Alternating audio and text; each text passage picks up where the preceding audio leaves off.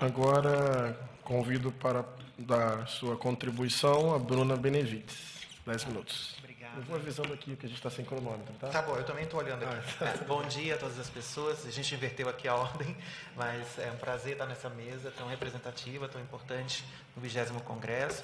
Trago aqui uma saudação, um abraço da nossa presidenta do Conselho Nacional LGBTQIA+, Janaína Oliveira, que não pôde estar presente, ela está em agenda fora de Brasília.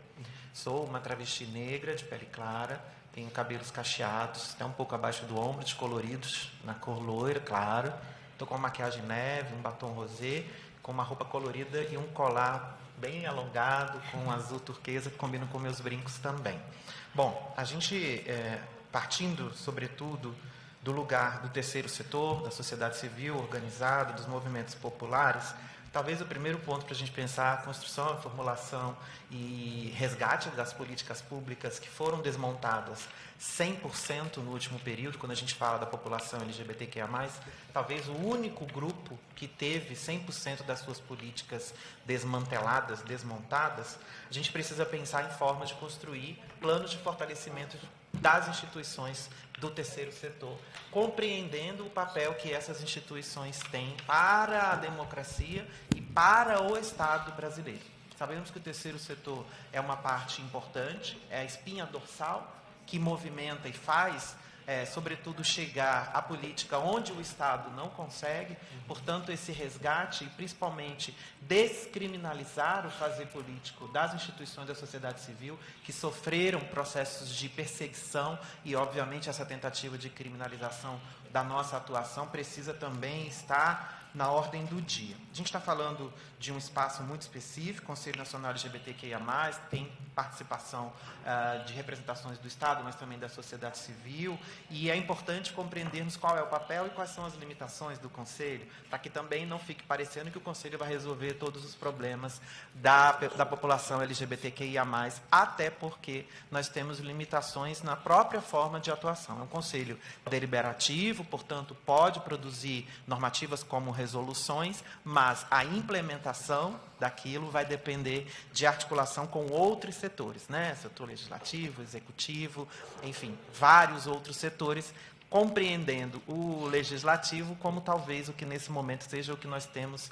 a maior dificuldade de avançar com a nossa pauta. O que quer dizer que nós podemos pensar em outras saídas. Então, o próprio executivo pode ter um papel importante nisso, e aí os ministérios, as pastas, aliás, LGBTQIA+, que tem pessoas representando, própria Secretaria Nacional LGBT, mas de forma que a gente não sobrecarregue a Secretaria LGBT como se toda e qualquer pauta relacionada à nossa população seja pelos direitos humanos. A gente vai discutir lá quando for sobre direitos humanos. Quando for sobre saúde sexual reprodutiva, enfim, saúde mental, a gente vai sentar, e a gente quer sentar com as áreas específicas do Ministério da Saúde, né? Então, a saúde como um todo, e aí incluindo saúde sexual reprodutiva, e é um desafio falar em saúde sexual reprodutiva num país que também tem uma ideologia antigênero implementada pelo governo anterior, por esses grupos neofascistas, né, que de alguma forma importam essa pauta para o Brasil, que é contrária à pauta de gênero, mas que é contrária aos direitos das mulheres e, por consequência, contrária aos direitos das pessoas trans, né, com um recorte muito específico, que é a mobilização intensa de diversos grupos, inclusive grupos antagônicos, na hora de se levantarem em favor da transfobia, né? Então, quando a gente vai pensar a política de saúde, eu lembro do uso do banheiro, por exemplo. Nós temos que priorizar o debate sobre o uso do banheiro, não é só pelo direito à minha autodeterminação, que é um direito inviolável, inalienável, assegurado por tratados internacionais e pela própria Corte Suprema, mas é também, sobretudo, uma medida de prevenção a problemas de saúde, né, no trato urinário, entre outros, e, obviamente, com impacto na saúde mental. Então, quando a gente for falar de determinadas pautas, a forma que a gente vai abordar e enfrentar vai, talvez, possibilitar um caminho mais efetivo e positivo para a construção dessas políticas públicas, né? A gente precisa, na saúde, pensar também em interlocução. A gente está aqui com membros dos ministérios, a gente tem pessoas do Executivo, Legislativo, Movimento Social, Conselho, mas a gente tem ainda um gap que é a academia, porque a formação médica médica é LGBT excludente, né? Estruturalmente não está interessada ou pensando como que a nossa orientação sexual, a nossa sexualidade, a nossa identidade de gênero e a nossa corporalidade vai impactar no acesso à saúde. Portanto, pensar em políticas de formação e atualização para os profissionais, mas desde uma revisão, talvez, da possibilidade do próprio currículo de formação dos profissionais de saúde, mas não só. Na educação, o segundo ponto, é esse acesso e permanência e enfrentamento da violência, né, que nós temos uma dificuldade muito grande. Ano que vem estaremos discutindo o Plano Nacional de Educação. Henrique Vieira era vereador em Niterói, cidade da qual eu venho, em 2016, quando a gente estava discutindo, e a cidade aprovou uma lei que proibia a menção da palavra gênero. E ano que vem nós vamos rediscutir o Plano Nacional de Educação. Então, como que nós, pessoas LGBTQIA+, como que o Conselho, como que os outros setores que estão antenados à nossa pauta, podemos nos antecipar, né, aquele palanque de horrores, como a gente viu ontem, que pode vir a se repetir diante aí dessa trajetória anti-LGBT que está posta dentro dessa casa, sobretudo. Então, precisamos ocupar as conferências de educação, que muito em breve vão estar acontecendo, e a própria articulação em torno dos planos, a nível municipal, estadual e federal também. Pensando nisso, o Conselho Nacional LGBTQIA+, acabou de aprovar uma resolução sobre pessoas LGBTQIA+, enfrentamento do bullying LGBTfóbico, acesso e permanência dentro das instituições de ensino. Está em vias de ser publicada, então, assim que for publicada, estará disponível nas redes do Conselho também.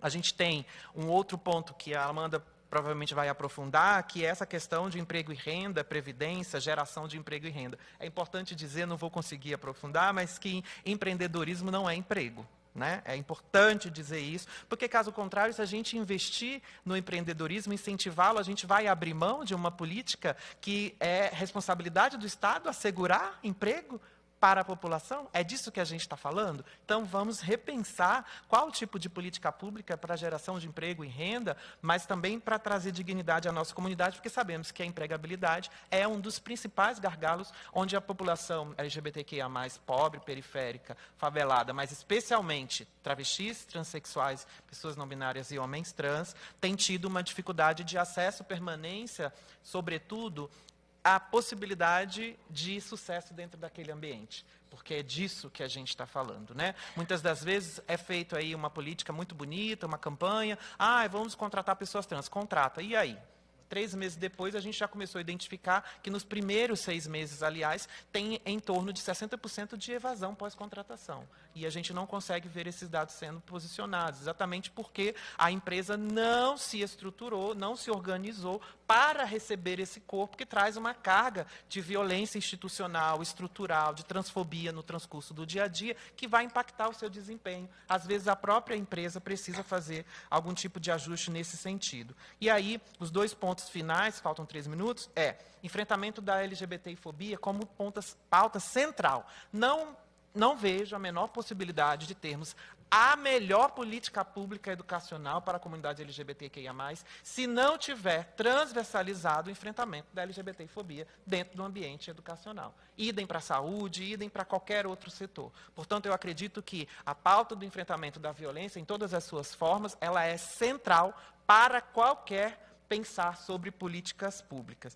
E nós precisamos, portanto, também ter um olhar atento na forma com que a comunidade internacional passa a ver o Brasil nesse cenário, né? Nosso presidente fez um discurso impressionante, acho que um dos mais perfeitos, técnicos, mas também comprometidos dos últimos tempos, que foi ontem na ONU, e nós estávamos, enquanto comunidade LGBTQIA+, muito ansiosas por sermos lembradas. Né? Efetivamente, porque esses acenos simbólicos muitas vezes vai ter um impacto inimaginável. Né? A gente vê como que isso acontece ao redor do mundo, e nós estávamos, inclusive, a gente teve uma reunião nesse momento, que a relatora da Comissão Interamericana de Direitos Humanos está no Brasil em visita, nós tivemos uma reunião com a mesa diretora do Conselho, e nós falávamos sobre isso, do quanto parece que o governo ainda está muito tímido para assumir uma posição pública. Né? Enquanto mulher negra, fico extremamente feliz com as políticas de enfrentamento ao racismo, enquanto mulher, as políticas de enfrentamento à violência de gênero, outros grupos sendo reposicionados e colocados numa centralidade. E aí, quando chegava na interseccionalidade que dá um passo adiante, que são as LGBTs, a gente ficava, cadê a gente, né? Então, eu espero que a partir de ontem a gente possa pensar e caminhar, portanto, para um Brasil realmente que se comprometa com a vida das pessoas LGBTQIA+, que construa um Brasil que coloque as LGBT como parte deste processo de reconstrução, com muitas contribuições.